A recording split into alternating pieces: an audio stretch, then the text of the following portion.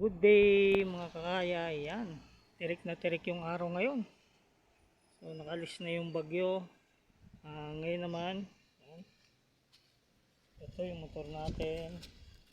Ayan, tagas na tong shock natin. So dadalhin natin sa motor shop para mapalitan na yan.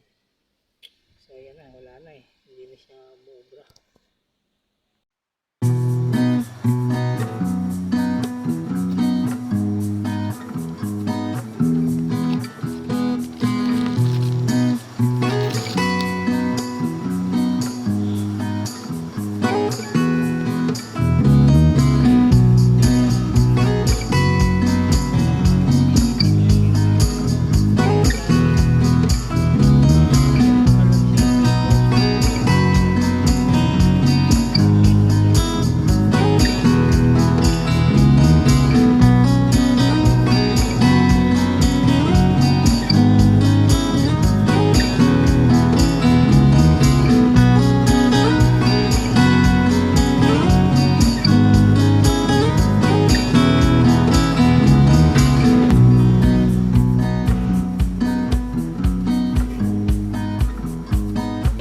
Pababain mo.